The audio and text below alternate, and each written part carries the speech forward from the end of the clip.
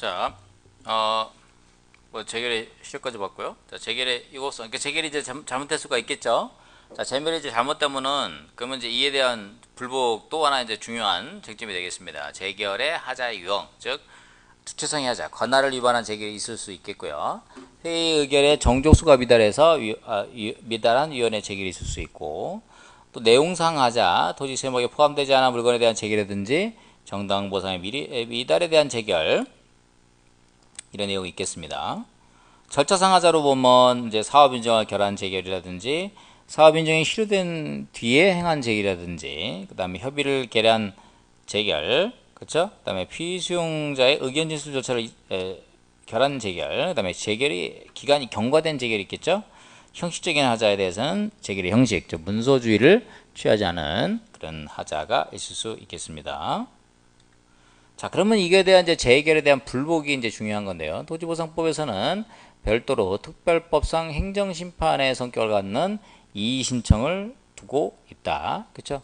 그래서 토지보상법에 이제 특별법상 이의신청 제도를 두고 있기 때문에 별도의 행정심판이나 행정심판법에 의해서 행정심판을 제기할 필요는 없다. 왜냐하면 특별법상 행정심판의 성격을 갖고 있기 때문에 그렇습니다.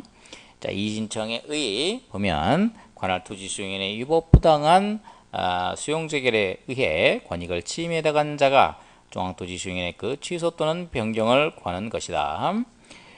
자, 우리가 이제 소송은 주로 위법한 행위에 대해서 소송을 제기를 할 수가 있고요.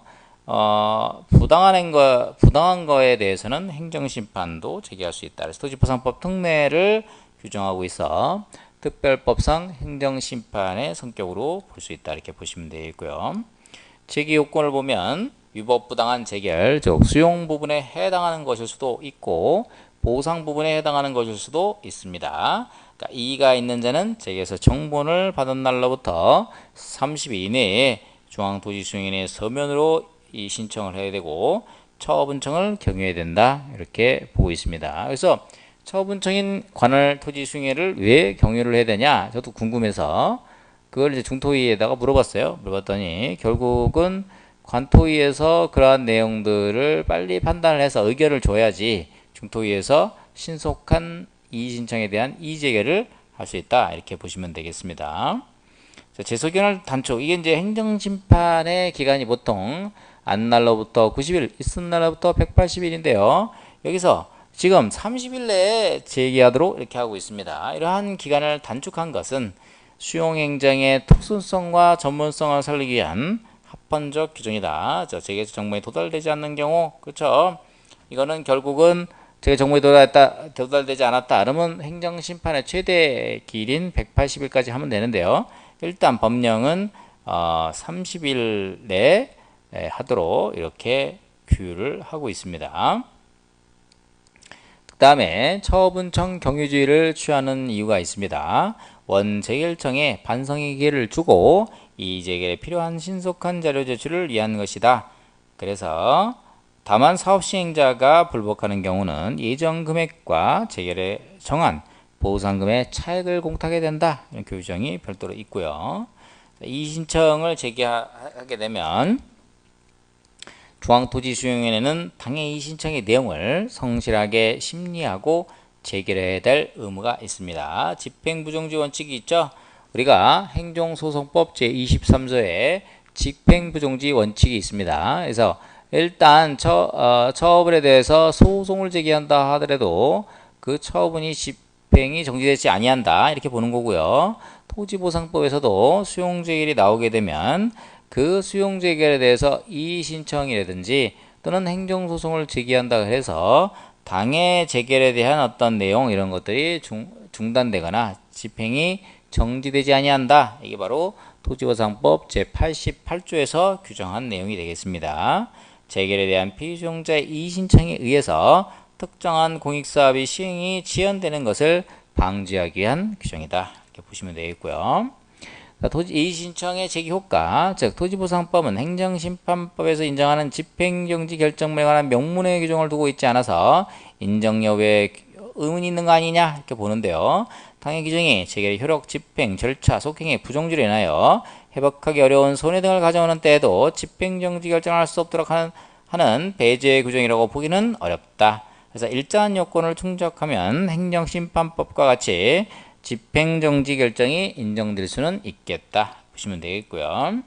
이의제결의 내용입니다. 원제결의 전부 또는 일부의 취소, 보상액의 변경 이런 것들이 가능하고요. 인용제결이 심의 공익을 해야 한다고 인정하는 경우에는 사정제결이 인정될 수 있겠죠. 제결은 불구불리한 취소이지만 증액제결은 가능하다. 제결 형식은 문서다 보시면 되겠고요. 보상금을 증액제결한 경우 제결 정보를 받는 날부터 30일 이내에 증액된 보상금을 지급 공탁해야 된다. 다만 증액 보상금의 지급 공탁을 하지 아니어도 그러면 이의제결이 실효되냐 앞부분에서 토지보상법 제42조에서는 수용 재결에서 정한 수용의 개시일날 보상금 지급 공탁하지 아니하면 재결이 실효된다고 보았습니다. 그런데 이의제결인 경우에 증액된 보상금을 공탁하지 아니하였을 경우 그러면 이의제결이 실효되느냐 이 부분에 대해서는 법령에서 이의제결이 실효되지 않는다라고 보고 있습니다. 자, 그 다음에 이제 이의제결이 확정 판결이 되면은 법 제86조 제1항에서 민사소송법상 확정 판결과 동일한 효력을 부여한다 이런 내용이 있죠. 이 신청에 대한 재결이 확정된 때에는 민사소송법상의 확정 판결이 있는 것으로 보며 재결에서 정보는 집행력 있는 판결의 정본과 동일한 효력을 가진다. 그래서 별도의 민사소송 제기 없이 강제 집행이 가능하고 이게 이제 사실상 비수용제 권익보호 차원에서 배려된 제도라고 하는데 뭐 그런 것도 있고 사업시행자의 신속한 권리구제 측면, 신속한 공익사업의 수행 이런 측면도 있다. 행정기관의 결정과 판결의 효력을 동일하게 규정하는 것은 권력 분립에 반하고 국민의 재판 청구권을 지나치게 봉쇄하는 문제가 있는 거 아니냐라고 보고 있는데 자, 헌법재판소에서는 국가배상법 제16조 배상시민의 배상 결정은 신청이 동의한 때는 민사소송법상의 규정에 의한 재판상 화해가 성립된 것으로 본다라는 결정에 대해서는 위헌 결정을 헌법재판소가 한 바가 있습니다. 그래서 내용 참고적으로 보시면 되겠고요. 역시 토지보상법 86조 이의제결 확정 판결과 동일한 효력을 부여한다. 위헌의 소지가 있는 거 아니냐 이렇게 보시면 되겠고요. 자, 이의 신청을 거친 경우 이의 재결서를 받은 날부터 30일 행정소송 제기가 가능할 수 있겠다. 그렇죠? 여기 이의 재결서 받은 날부터 이게 개정이 돼서 이제 60일입니다. 60일 안에 하면 된다. 이렇게 보면 돼요. 뒤에서 자세한 내용을 보도록 하죠. 자, 그래서 재결에 대한 취소 소송입니다. 관할 토지승인 입법한 원재결 또는 중앙토지승인에 입법한 이의제결이나 취소나 변경을 구하는 소송, 이게 재결에 대한 취소 소송인데요. 토지보상법 제85조 제1항에서 취소 소송을 제기하고 있다. 그러니까 토지보상법이 정하는 특례 이외에 행정소송법 적용이 될 수 있겠다. 이렇게 보시면 되겠고요. 그러면 행정심판인 토지보상법 제83조 이의신청을 그러면 반드시 제기해야 되느냐 그런 의문이 있을 수 있겠습니다. 종전토지수용법은 전심 절차로서 이의신청 전치 여부에 대한 논란이 있었는데 토지보상법에서는 이의신청을 거치지 않고 직접 행정소송을 제기할 수 있도록 해서 이의신청 임의주의를 취한다. 권리구제의 신속화를 도모하는 거죠. 행정소송법 제18조 행정심판 임의주의와 균형을 맞추기 위한 입법적 개선사항이다. 이렇게 보시면 되겠습니다. 자, 소재기간, 이번에 개정이 됐습니다. 재결에 대한 취소소송의 제소기간은 재결서를 받은 날로부터 90일 이내에 이의신청을 거친 때에는 이의신청에 대한 재결서를 받은 날로부터 60일 이내에 각각 소송을 제기할 수 있다. 행정소송법상 제소기간의 특례사항을 규정하고 있는데요. 당해 기간은 재결서를 송달받은 날로부터 기산한다. 그래서 우리가 행정소송의 제소기간은 안 날로부터 90일, 있은 날로부터 1년인데요. 여기서는 속전속결로 이렇게 권리가 확정되는 것이죠. 이는 피수용자의 어떤 권리 보호보다는 공익사업의 원활한 수행이라는 측면에서 이렇게 법률 관계를 둘러싼 조속한 확정이라는 측면으로 이해하시면 되겠습니다. 자, 그 다음에 이제 원처분주의죠. 자, 수용재결이 있고 이의재결이 있고, 그러면 소송의 대상을 뭘로 삼아야 되느냐? 자, 수용재결을 소송의 대상으로 삼아야 되느냐? 이의재결을 소송의 대상으로 삼아야 되느냐? 그쵸? 행정심판의 재결에 관련된 내용이죠. 그래서 원칙적으로는 행정소송법 제19조에서 원처분주의를 취하고 있다. 이거 좀 판례가 나온 바가 있는데요. 종전토지 수용법에서는 75조에서 이의재결의 불복이 있을 때 그래서 재결주의를 취한 거 아니냐 이런 내용이 있는데 최근 나온 판례에 의하면 원처분주의다. 즉 수용재결을 소송의 대상으로 삼아야 한다. 이렇게 보시면 되겠고 나머지 뭐 참고해서 보시면 되겠다. 자, 취소송의 제기 효과죠. 행정소송의 제기는 사업의 진행 및 토지의 수용 사용을 정지시키지 아니한다. 이런 내용이 있고요. 집행 부정지 원칙을 천명하고 있다. 보시면 되겠고요. 근데 토지보상법 제85조에서는 무효동 확인 소송에 대해서는 아무런 규정을 두고 있지 않은데요. 자, 무효동 확인 소송이란 처분 등의 효력 유무 또는 존재 여부를 확인하는 소송으로서 토지보상법은 별도의 명문의 규정을 두고 있지 않습니다. 종전의 판례를 보면요. 수용재결에 대해서 인정하지 않았는데 최근 대법원 전환합체 판결에서나 이런 데 보면 수용재결 처분이 무효인 경우에 이의 신청 절차 없이 바로 소송을 제기할 수 있다. 뭐 이런 내용이 있고요. 이 또한 이의 신청 전치마 제소기간 배제 그쵸? 그래서 무효동 확인 소송의 특징이 뭐냐면 일반 취소송은 제소기간에 제한을 받습니다. 그러나 무효동 확인 소송에 대해서는 제소기간에 제한이 없다. 이렇게 보시면 되겠습니다. 그 다음에 인정되고 있는 게 보상금 증감 청구 소송이 되겠습니다. 자, 보상금에 대한 직접적인 이해 당사자인 사업시행자와 토지 소유자 및 관계인이 보상금의 증감을 취소소송의 제기를 통해 직접 다툴 수 있다고 하는 당사소송 이 내용이 되겠습니다. 이 보상금 증감 청소 우리가 약칭 보증소라고 하는데 이 내용은 분쟁의 일회적 해결을 도모하고 소송 경제, 권리구제의 신속성, 실효성 확보를 도모하기 위해서 인정되는 것이다 라고 보시면 되겠고요. 입법 취지 관련된 내용을 보시면 종전 보상금 증감 청소소송에서는 재결청을 공동피고로 해서 필요적 공동소송이라는 내용이 있었습니다.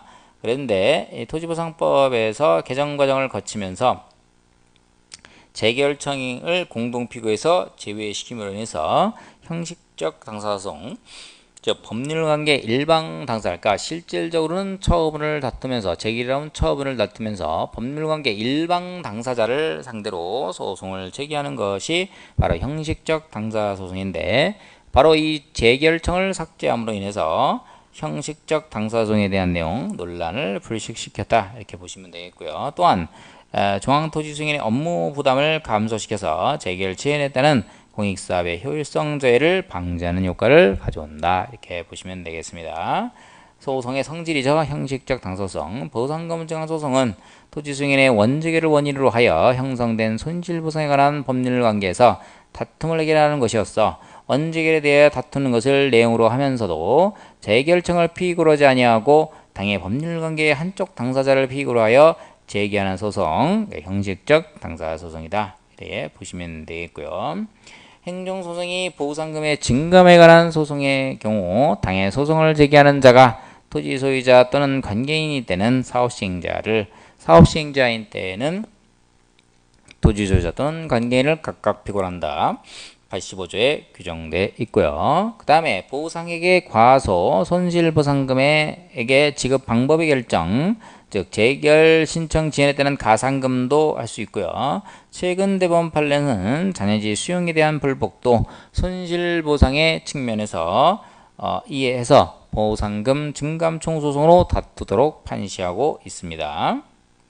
그 다음에 보상의 결정에 있어서 항목 간 유용이 가능한 거죠. 자, 보상의 산정을 물걸별걸로 할 것이 아니라 소유자별로 합산할 것이에 대한 의미인데 판례에서는 보상금 결정에 있어서 동일한 침해로 인한 손실보상액은 전체로서의 하나의 소송물을 이루기 때문에 보상 항목 간 유용이 허용된다.